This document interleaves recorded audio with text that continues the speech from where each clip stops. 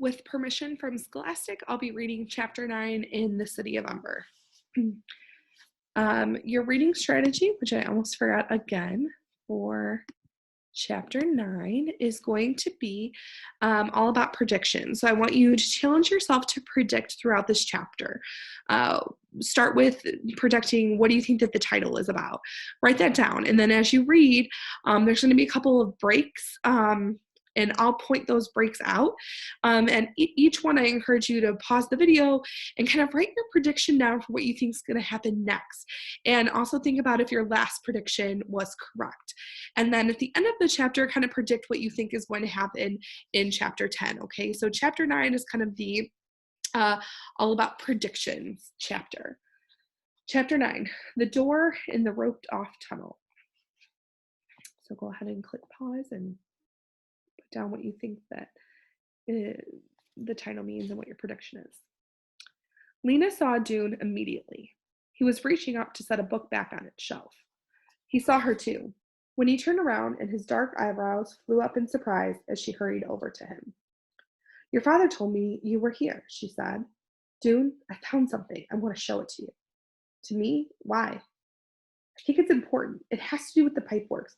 Will you come to my house and see it? Now? Dune asked. Lena nodded.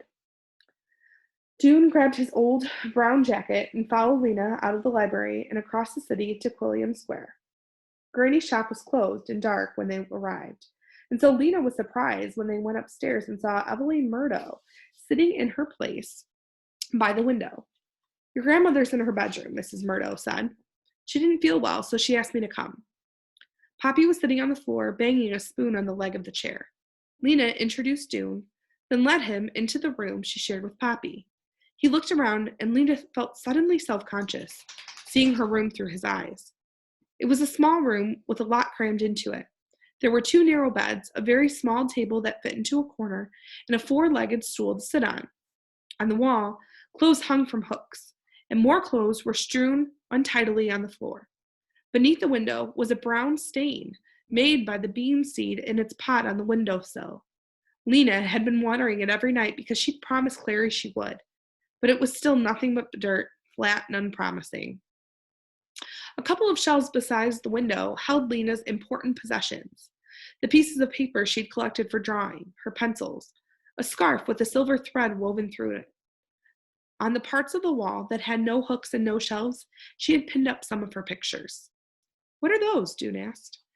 They're from my imagination, Lena said, feeling slightly embarrassed. They're pictures of another city. Oh, you made it up. Sort of. Sometimes I dream of it. I draw too, said Dune, but I draw other kinds of things. Like what? Mostly insects, said Dune. He told her about his collection of drawings and the worm he was currently observing.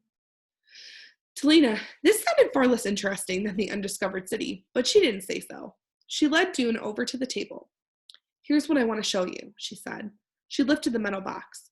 Before she could reach for the papers underneath, Dune took the box and started examining it. Where did this come from? He asked. It was in the closet, Lena said.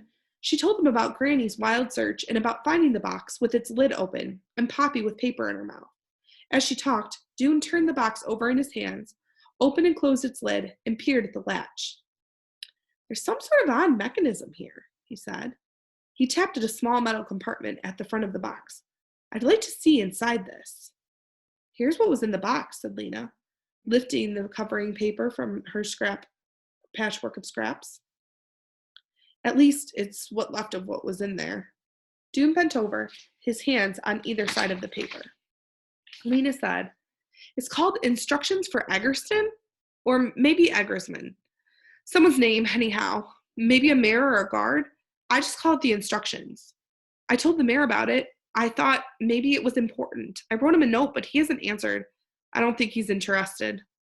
Dune said nothing. You don't have to hold your breath, said Lena. I glued the pieces down. Look, she said, pointing. This one must be pipeworks, and this one river, and look at this one, door. Dune didn't answer. His hair had fallen forward, so Lena couldn't see the expression on his face. I thought at first, Lena went on, that it must be instructions for how to do something, how to fix the electricity maybe, But then I thought, what if it's instructions for going to another place? Dune said nothing, so Lena went on. I mean, someplace that isn't here, like another city. I think these instructions say go down into the pipeworks and look for a door. Dude brushed the hair back from his face, but he didn't straighten up. He gazed at the broken words and frowned. Hedge, he murmured. Small steel pan. What would that mean? A frying pan? Said Lena. But I don't know why there'd be a frying pan in the pipeworks. But Dune didn't answer. He seemed to be talking to himself. He kept reading, moving a finger along the lines of words. Open, he whispered. Follow. Finally, he turned to look at Lena. I think you're right, he said. I think this is important. Oh, I was sure you think so, Lena cried. She was so relieved that her words poured out in a rush. Because you take things seriously. You told the truth to the mayor on assignment day. I didn't want to believe it, but then came the long blackout, and I knew things were as bad as you said. She stopped, breathless. She pointed to a word in the document. This door, she said. It has to be the door that leads out of Ember.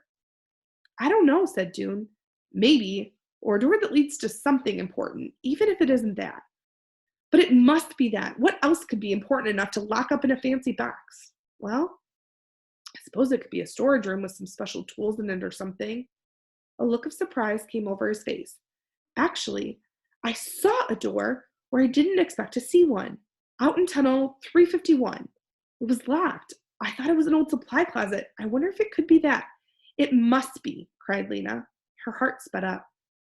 It wasn't anywhere near the river, June said doubtfully. That doesn't matter, Lena said. The river goes through the pipeworks. That's all. It's probably something like go down by the river, then go this way, then that way. Maybe, said Dune. It must be, cried Lena. I know it is. It's the door that leads out of Ember. I don't know if that makes sense, said Dune.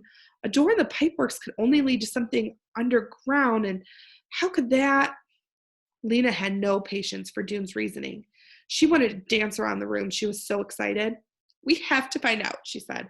We have to find out right away. Dune looked startled. Well, I can go and try the door again, he said. It was locked before, but I suppose. I want to go too, said Lena. You want to come down into the pipeworks? Yes, can you get me in? Dune thought for a moment. I think I can. If you come just at quitting time and wait outside the door. I'll stay out of sight until everyone is gone, and then I'll let you in. Tomorrow? Okay, tomorrow. So there's another break in the reading, so this would be a good time to pause, make a prediction for what you think is going to happen next. Lena stopped at home the next day, only long enough to change out of her messenger jacket, and then she dashed across town to the pipeworks. Dune met her just outside the door and followed him inside, where he handed her a slicker and boots to put on. They descended the long stone stairway, and when they came out into the main tunnel, Lena stood still, staring at the river. I didn't know the river was so big, she said, after she found her voice. Yes, said June. Every few years they say someone falls in. If you fall in, there's no hope of fishing you out. The river swallows you and sweeps you away. Lena shivered. It was cold down there, cold that she felt all the way through. Cold flesh, cold blood, cold bones. June led her up the path beside the water. After a while, they came to an opening in the wall, and they turned into it and left the river behind. June led the way through the winding tunnels. Their rubber boots splashed in pools of water on the floor. Lena thought how awful it would be to work down here all day, every day. It was a creepy place, a place where people seemed to be and that they didn't belong. That black river, it was like something in a bad dream. You have to duck here, said June. They had come to a roped-off tunnel. But there's no light in there, Lena said. No, said June. We have to feel our way. It isn't far. He ducked under the rope and went in, and Lena did the same. They stepped forward into the dark. Lena kept a hand against the damp wall and placed her feet carefully. It's right here, said June. He had stopped a few feet ahead of Lena. She came up behind him. Put your hands out, he said. You'll feel it. Lena felt a smooth, hard surface. There was a round, metal knob, and below the knob, a keyhole. It seemed an ordinary door, not at all like the entrance to a new world. But that was what made things so exciting. Nothing was ever how you expected it to be. Let's try it, she whispered.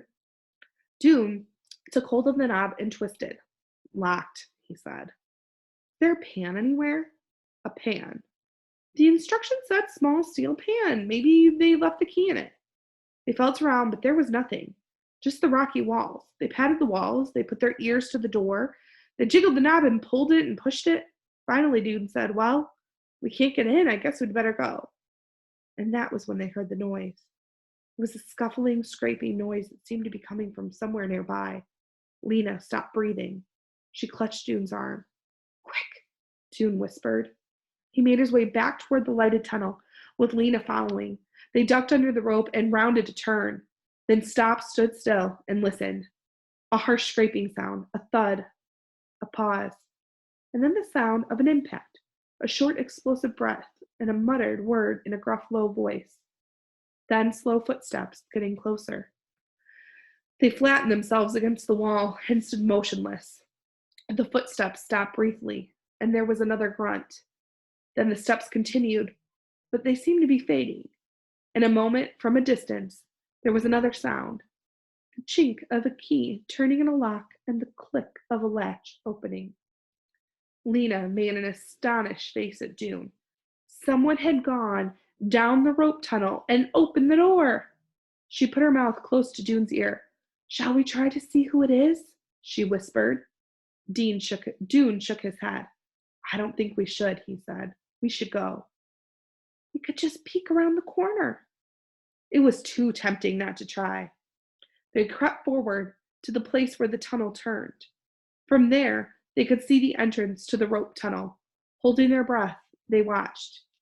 And in a minute, they heard a thump and click, the door closing, the lock turning, and footsteps once again, this time quick. A long leg stepped over the rope, and the person it belonged to turned and walked away. All they saw was his back, a dark coat, dark, untidy hair. He walked with a lurching motion that struck Lena as somehow familiar. In a few seconds, he had vanished into the shadows. This is the second break, so I encourage you to review your last prediction, where you write, and to write a prediction for what you think is going to happen next. There's about 2 pages left in this chapter. When they came up out of the pipeworks, they stripped off their boots and slickers and hurried out into Plummer Square, where they flopped down on a bench and burst into furious talk. "Someone got there before us," said Lena. Dune said, "He was walking slowly when he went in, as if he was looking for something, and he walked fast when he came out, as if he'd found something. What was it? I can't stand not to know." Dune jumped up. He paced back and forth in front of the bench. "But how did he get the key?" he asked.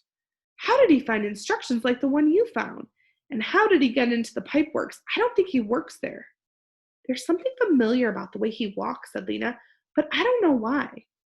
"Well, anyhow, he opened the door and we can't," said Dune. "If it does go somewhere, if it does lead out of Ember, he'll be telling the whole city pretty soon. He'll be the hero." Dune sat down again. "If he's found the way out, we'll be glad, of course," he said glumly. "It doesn't matter who finds it, as long as it helps the city." "That's right," said Lena. "It's just that I thought we were going to find it," said Dune. "Yes," Lena said, thinking how grand it would have been to stand before all of Ember announcing their discovery. They sat without talking for a while, lost in their own thoughts. A man pulling a cart full of wood scraps went by. A woman leaned from a lighted window on Gappery Street and called out to some boys playing in the square below. A couple of guards in their red and brown uniforms ambled across the square laughing. The town clock ran out 6 deep booms that Lena could feel like shudders beneath her ribs. Dune said, "Guess what we do now is wait and see if there's an announcement." "I guess so," said Lena. "Maybe that door's nothing special after all," said Dune. "Maybe it's just an old, unused supply closet." But Lena wasn't ready to believe that. Maybe it wasn't the door out of Ember, but it was a mystery nevertheless. A mystery connected, she was sure, to the bigger mystery they were trying to solve. End of chapter 9. Please take a chance to review your predictions and see if they were correct.